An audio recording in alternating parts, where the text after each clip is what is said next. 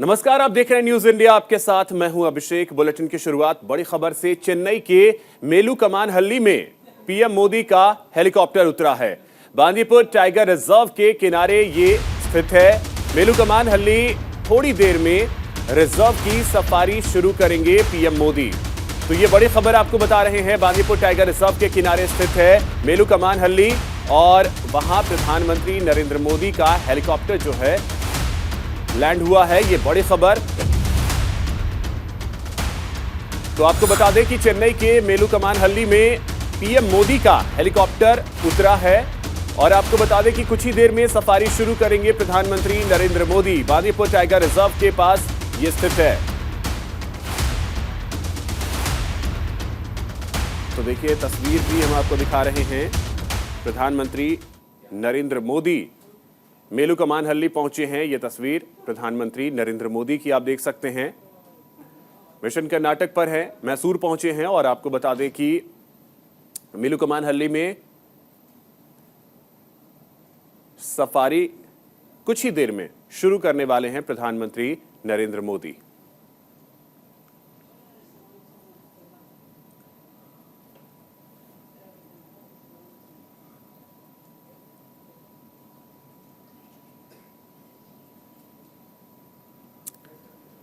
तो देखिए, Bandipur tiger reserve की खास बातें क्या हैं वो भी हम आपको बता रहे हैं। हाथी, बाघ, चार सिंग वाले मृग, ये सभी यहाँ हैं। नेशनल पार्क के उत्तर में कबिनी नदी है। सफारी राइड इस राष्ट्रीय उद्यान का खास आकर्षण होता है।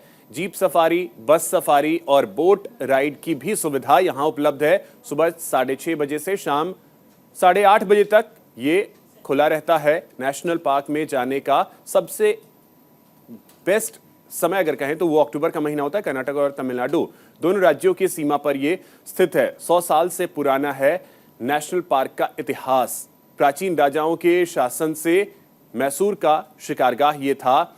साल 1931 में वेणुगोपाला वन्यजीव पार्क तैयार किया गया। साल 1973 में बांदीपुर टाइगर रिजर्व इसका नाम किया गया। बांदीपुर नेशनल पार्क का क्षेत्रफल करीब 873 वर्ग किलोमीटर है। तो ये खासियत है इस टाइगर रिजर्व की।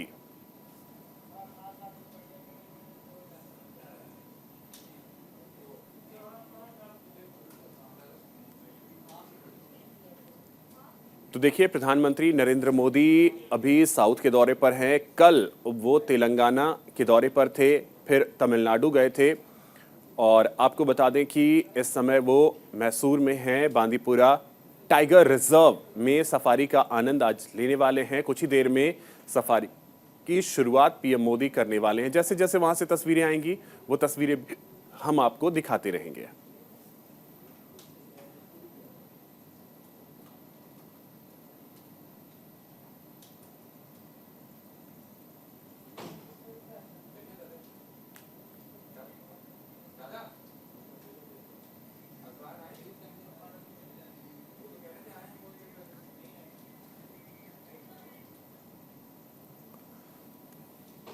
तो आपको बता दें कि पीएम मोदी कई कार्यक्रम में हिस्सा लेंगे और आपको बताएं कि प्रोजेक्ट टाइगर के 50 वर्ष पूरे हुए हैं।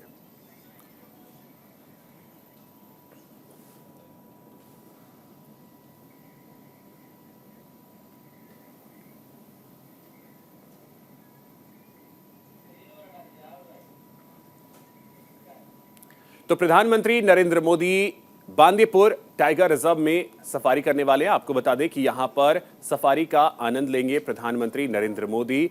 प्रोजेक्ट टाइगर के 50 साल पूरे होने पर इस कार्यक्रम का आयोजन किया जा रहा है। साथ ही आपको बता दें कि बाघों से जुड़े आंकड़े भी आज प्रधानमंत्री नरेंद्र मोदी जारी करने वाले हैं। पीएम बाघ संरक्षण के लिए अमृतकाल का विजन जारी करेंगे। टाइगर रिजर्व के कर्मचारियों से भी पीएम मोदी मुलाकात करेंगे। इंटरनेशनल बिग कैट अलायंस की शुरुआत भी पीएम मोदी करेंगे। बांदीपुर टाइगर रिजर्व में न्यू लुक में नजर आ रहे हैं प्रधानमंत्री नरेंद्र मोदी। उनकी तस्वीर जो है वो एक तस्वीर भी सामने आई, जो लगातार तस्वीर हम आपको दिखा रहे हैं। तो आज यहां सफारी का आनंद प्रधानमंत्री नरेंद्र मोदी लेने वाले हैं।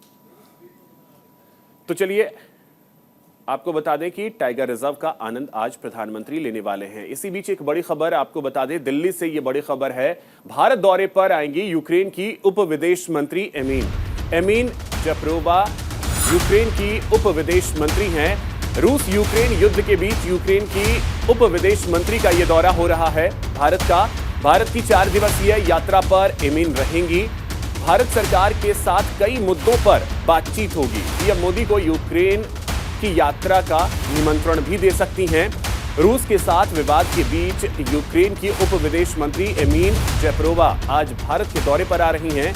आपको बता दें कि 1 साल से चल रहे रूस यूक्रेन युद्ध के बीच पहली बार कोई यूक्रेनी मंत्री भारत के दौरे पर है। अपनी यात्रा के दौरान जेपरोवा भारत सरकार के साथ कई मुद्दों पर बातचीत करेंगी। वहीं भारत से समर्थन के लिए मीडिया और थिंक टैंक से भी जुड़ेंगी। वहीं यूक्रेनी सरकार ने अतिरिक्त मानवीय सहायता का अनुरोध किया है, जैसे कि फार्मास्यूटिकल्स, मेडिकल और ऊर्जा उपकरण। युद्ध के दौरान क्षतिग्रस्त हुए बिजली के बुनियादी ढांचे को मरम्मत के लिए सहायता मांगी है। दोनों देशों में समर्थन के वितरण पर चर्चा करने की भी उम्मीद है। आपको बता दें कि पिछले साल 4 अक्टूबर को यूक्रेन के राष्ट्रपति ज़ेलेंस्की से पीएम मोदी ने फोन पर बात की थी। तभी पीएम ने कहा था कि युद्ध का कोई सैन्य समाधान नहीं है, भारत शांति प्रयासों में योगदान देने के लिए तैयार है।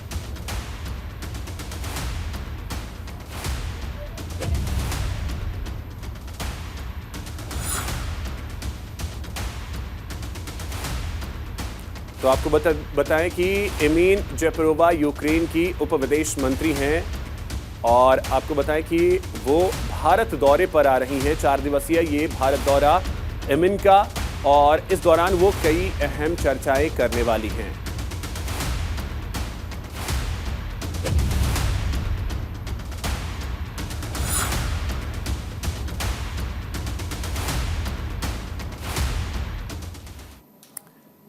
तो चलिए कुछ चीजें आपको एमिन के बारे में बता दें। एमिन कीव की तरार शेवचोंग से हैं और आपको बता दें कि उन्होंने इंटरनेशनल रिलेशन की पढ़ाई की है।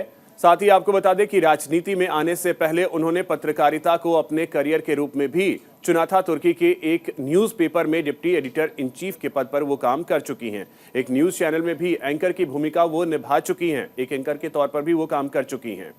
तो ये एमिन का इतिहास है और आपको बता दें कि उनका दौरा आज से शुरू हो रहा है। 4 दिवसीय ये दौरा है। इस दौरान कई अहम चर्चाएं वो करने वाली हैं, जिसमें यूक्रेन के लिए और ज्यादा मानवीय मदद की वो मांग भारत के सामने कर सकती हैं। साथ ही प्रधानमंत्री नरेंद्र मोदी को यूक्रेन आने के लिए भी निमंत्रण दे सकती हैं। इस बीच एक बड़ी खबर आपको बताएं, केंद्रीय वित्त मंत्री निर्मला सीतारमण अमेरिका जाएंगी। कल से अमेरिका के आधिकारिक दौरे पर रवाना होंगी।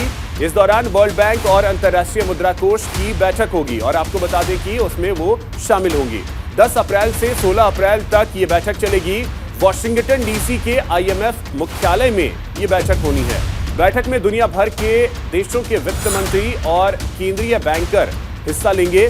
तो केंद्रीय वित्त मंत्री निर्मला सीतारमण 10 अप्रैल से शुरू होने वाले अपने आधिकारिक दौरे के तहत अमेरिका जा रही हैं। दौरे के दौरान वह कई अहम बैठकों में शामिल होंगी। वित्त मंत्रालय की ओर से जारी बयान के मुताबिक वित्त मंत्री विश्व बैंक समूह और अंतर्राष्ट्रीय मुद्रा कोष की ओर से आयोजित होने वाली इस साल की स्प्रिंग मीटिंग में शामिल होंगी। इसके अलावा वह G20 बैठकों में निवेशकों वाली और द्विपक्षीय बैठकों और वॉशिंगटन डीसी में WBG और IMF मुख्यालयों में होने वाली अन्य संबंधित बैठकों में हिस्सा लेंगी। ये सभी बैठकें 10 अप्रैल से 16 अप्रैल के बीच होंगी। आपको बता दें कि वित्त मंत्री निर्मला सीतारमण की अगुवाई में वित्त मंत्रालय का एक प्रतिनिधिमंडल अमेरिका जा रहा है, जिसमें मंत्रालय और भारतीय रिजर्व बैंक के अधिकारी शामिल हैं। मंत्रालय की ओर से दी गई जानकारी के मुताबिक WBG और IMF की स्प्रिंग बैठकों में दुनिया के कई देशों के वित्त मंत्री और बैंकर भाग लेंगे।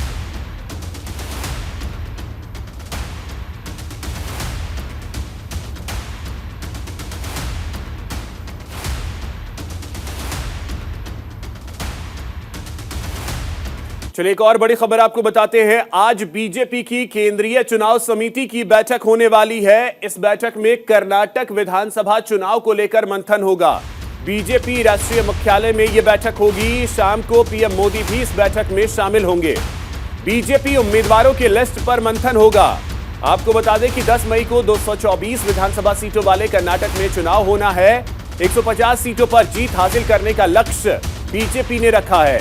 पूर्ण बहुमत के साथ सरकार बनाने की कवायद बीजेपी ने तेज कर दी है। कल भी आपको बता दें कि बैठक हुई थी जिसमें कर्नाटक में टिकट को लेकर चर्चा की गई थी। और आपको बता दें कि आज एक बार फिर से दिल्ली में प्रधानमंत्री नरेंद्र मोदी की मौजूदगी में बीजेपी केंद्रीय चुनाव समिति की बैठक होने वाली है। आपको बता दें कि इस बैठक में पीएम नरेंद्र मोदी, बीजेपी के राष्ट्रीय अध्यक्ष जेपी नड्डा, केंद्रीय गृह मंत्री अमित शाह और बीजेपी पार्लियामेंट्री बोर्ड के मेंबर मौजूद रहेंगे। वहीं सूत्रों के माने तो 11 अप्रैल को बीजेपी कर्नाटक विधानसभा चुनाव में अपने उम्मीदवारों की घोषणा कर सकती है। हालांकि सबसे खास बात यह है कि कर्नाटक में विधानसभा चुनाव की घोषणा होने के बाद प्रधानमंत्री नरेंद्र मोदी पहली बार आज कर्नाटक के दौरे पर हैं। आपको बता दें कि इसके बाद प्रधानमंत्री मोदी दिल्ली आज शाम पहुंचेंगे।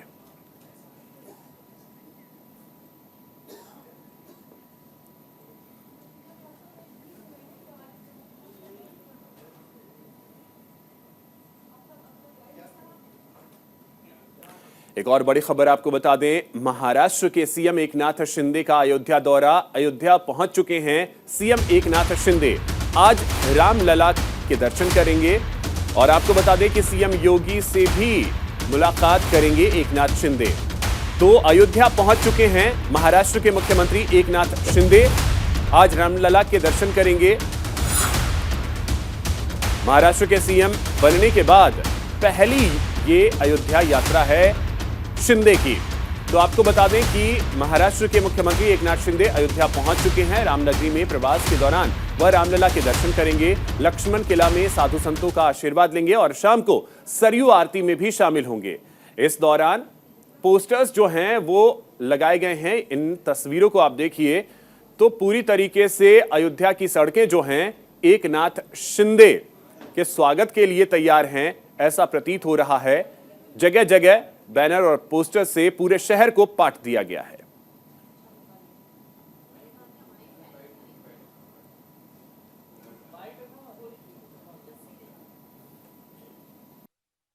बिल्कुल, सब बहुत उत्साहित है, बहुत उत्साहित है सब लोग और उनको धन्यवाद देना चाहता हूं। यहाँ पर अपार उत्साह है, जन समुदाय यहाँ पर उपस्थित है, राम भक्त उपस्थित है, हमारे भाजपा शिवसेना के कार्यकर्ता उपस्थित है और योगी जी के मंत्री वो भी यहाँ पर उपस्थित है। मैं उनको सभी लोगों को धन्यवाद देना चाहता हूँ। यहाँ पर लखनऊ से लेके अयोध्या में इतना बड़ा माहौल बन गया है, पूरा भगवा माहौल है और सभी लोग उत्साहित है। उनका मैं स्वागत करता हूँ, उनको धन्यवाद देना चाहता हूँ। उद्धव ठाकरे फैक्शन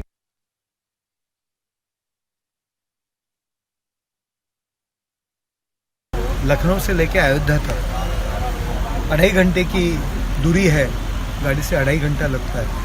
आप जहाँ जहाँ देखेंगे वहाँ वहाँ आपको शिवसेना प्रमुख बाला साहब ठाकरे, धर्मेंद्र आनंदी साहब, एकनाथ शिंदे, पूरा शिवसेना में भगवामय वातावरण हुआ है। माननीय एकनाथ शिंदे साहब ने जो उठाव किया, जो हमारी शिवसेना प्रमुख माननीय बाला साहब ठाकरे जी ने जो पार्टी शुरू की थी वो हिंदुत्व के विचार के लिए की थी।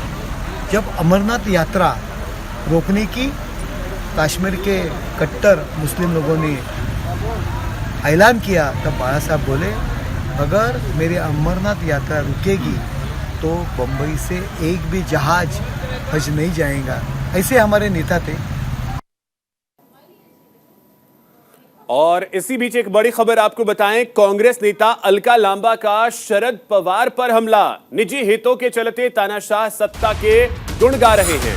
देश के लोगों की लड़ाई एक अकेले राहुल गांधी लड़ रहे हैं। पूंजीपति चोरों से भी और चौकीदार से लड़ रहे हैं राहुल गांधी।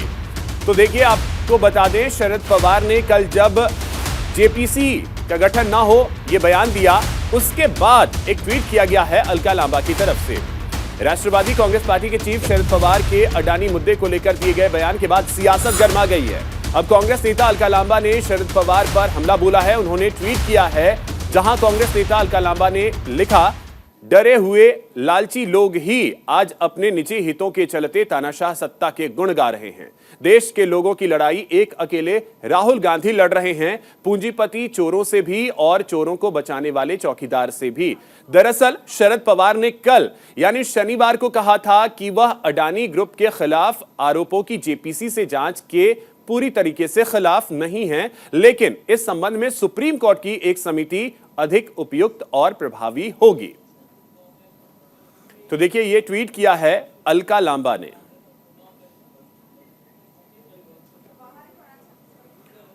और बिहार की राजधानी पटना से इस वक्त की बड़ी खबर आपको बता दें, राष्ट्रीय लोक जनता दल के अध्यक्ष कुशवाहा ने बैठक बुलाई है। उपेंद्र कुशवाहा ने 2024 के लिए तैयारी शुरू कर दी है। सभी 38 जिलों के पार्टी नेताओं को उन्होंने बुलाया है। कार्यकर्ताओं के लिए मॉडल पेश करेंगे। आगामी आम चुनाव को लेकर रणनीति बनेगी। देश में साल 2024 में लोकसभा के चुनाव होने हैं। इसको लेकर देश की तमाम राजनीतिक पार्टियां अपनी अपनी तैयारियों में जुट गई हैं। उपेंद्र कुशवाहा भी अब तैयारियों में जुटे हुए हैं। तो आपको बता दें कि उपेंद्र कुशवाहा भी चुनाव की तैयारी में जुट गए हैं। बिहार के मुख्यमंत्री नीतीश कुमार की पार्टी जेडीयू से अलग होकर राष्ट्रीय लोक जनता दल के अध्यक्ष उपेंद्र कुशवाहा ने आज पटना में बेहद अहम बैठक बुलाई है।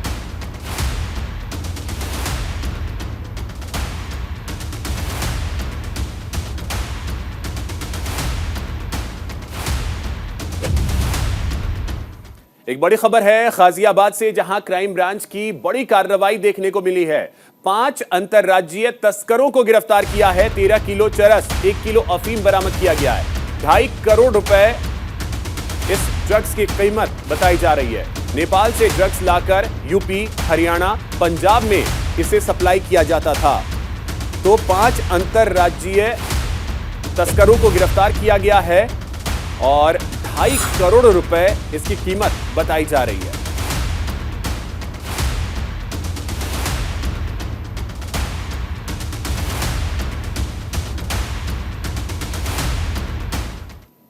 तो ये देखिए, चरस बरामद की गई है। गाजियाबाद में एक बड़ी कार्रवाई की गई और 5 तस्करों को गिरफ्तार किया गया है।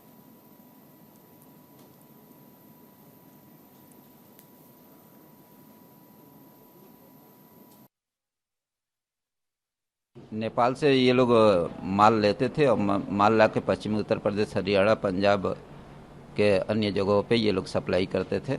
अप्रॉक्सीमेट इनसे जो है 2.5 करोड़ का 13 किलो चरस और 1 किलो अफीम बरामद हुई है। तो ये लोग कहाँ डिलीवर करने जा रहे थे? ये अभी इनसे पूछताछ में पता चला है कि ये गाजियाबाद में काइट के पास किसी व्यक्ति को ये डिलीवर करने वाले थे। इनके द्वारा बताया गया है कि माल हम लोगों को वहीं से दिया जाता था और बताया वहीं से जब हम लोग पहुंच जाते थे तब हमें बताया जाता था। हाँ, अदर स्टेट में भी सप्लाई करते थे। एक और बड़ी खबर आपको बता दें, पिस्टल के साथ रील बनाना युवकों को भारी पड़ा है। वीडियो वायरल होने के बाद एक्शन में अब पुलिस आई है। यूपी के मुरादाबाद से दोनों आरोपी गिरफ्तार कर लिए गए हैं। तमंचा और जिंदा कारतूस भी पुलिस ने बरामद किए हैं। ये तस्वीरें हम आपको दिखा रहे हैं। मुरादाबाद के थाना भगतपुर पुलिस ने यह कार्रवाई की है। तो ये तस्वीरें आप देखिए, हथियार के साथ रील्स बनाना इन दोनों युवकों को भारी पड़ा है। तमंचा और जिंदा कारतूस भी बरामद कर लिया गया है। और आपको बता दें कि मुरादाबाद के थाना भगतपुर पुलिस ने इस कार्रवाई को अंजाम दिया है। ये दोनों युवक देखिए पुलिस की हिरासत में, और जो रील है वो बनाया जा रहा था हथियार के साथ। तो ये तस्वीरें हम आपको दिखा रहे हैं।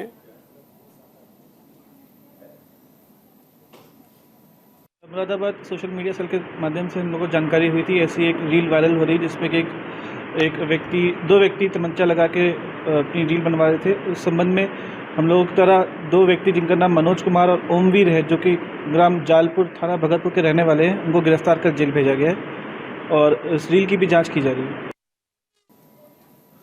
एक बड़ी खबर मध्य प्रदेश के रायसेन से है, जहां खड़ी गेहूं की फसल में आग लग गई। 150 एकड़ फसल जलकर नष्ट हो गए। और आपको बता दें कि आग पर काबू पाया गया। काफी मशक्कत के बाद आगजनी से किसानों को भारी नुकसान हुआ है। तो ये बड़ी खबर, ये तस्वीर भी हम आपको दिखा रहे हैं। करीब 150 एकड़ में जो फसल थी वो जलकर नष्ट हो गई। ये तस्वीरें आप देखिए। आग बुझाने के लिए दमकल की गाड़ियों को मौके पर बुलाया गया। आगजनी से किसानों को भारी नुकसान हुआ है, क्योंकि गेहूं की पकी पकाई खड़ी फसल जो है वो जलकर नष्ट हो गई। करीब 150 एकड़ में ये फसल थी जो जलकर नष्ट हो गई। तो मध्य प्रदेश के रायसेन से ये बड़ी खबर, जहां पे 150 एकड़ जमीन में लगी गेहूं की खड़ी फसल जलकर साथ देंगे।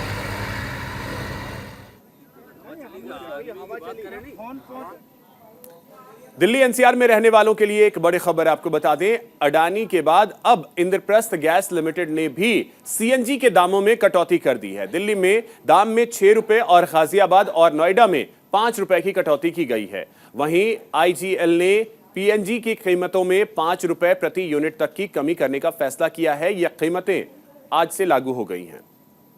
वहीं कीमतों में कटौती के बाद दिल्ली में अब सीएनजी 73 रुपए 59 पैसे प्रति किलोग्राम हो जाएगा।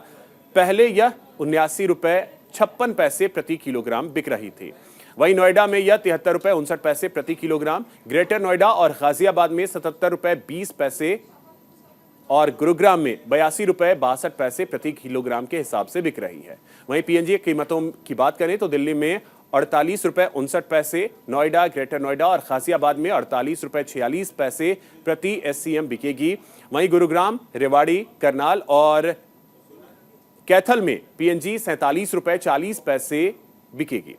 आपको बता दें कि पिछले 2 सालों में सीएनजी की कीमतों में 80% से ज्यादा की बढ़ोतरी दर्ज की गई थी। दिल्ली में अप्रैल 2021 से दिसंबर 2022 के बीच में सीएनजी की कीमतों में 15 बार बढ़ोतरी दर्ज की गई।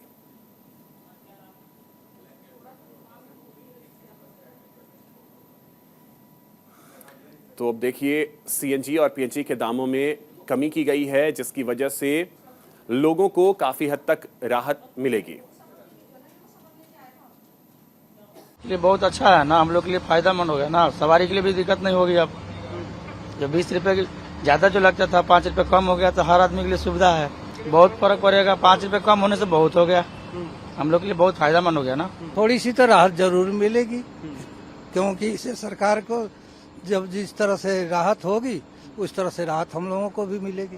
हाँ, तो फिर ये तो गवर्नमेंट के हाथ में तो नहीं है। सीएनजी बाहर से आती है, जिस तरह से उसको मिलेगा गवर्नमेंट को उस तरह से चार्ज करेगी, डीजल की, पेट्रोल की, सीएनजी की।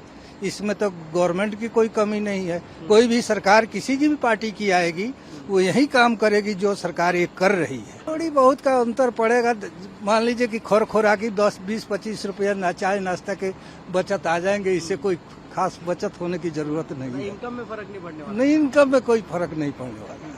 सर ये तो बहुत अच्छी बात है हम लोगों के लिए, वरना तो बहुत महंगाई थी आगे चल के, और हम लोग जो है पैसा इसमें इनकम इतनी हो नहीं पा रही है जिस हिसाब से, काम भी इतना नहीं है, सीएनजी महंगी है तो वही खर्चा भी नहीं निकल पाता था। अब ये है कम हुआ है तो कुछ आज से पता चलेगा क्या रहेगा अगले दिन का।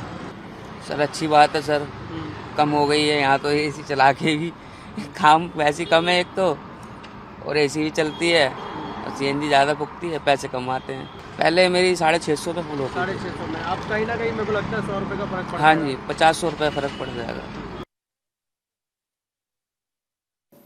इसी के साथ इस बुलेटिन में इतना ही। नमस्कार।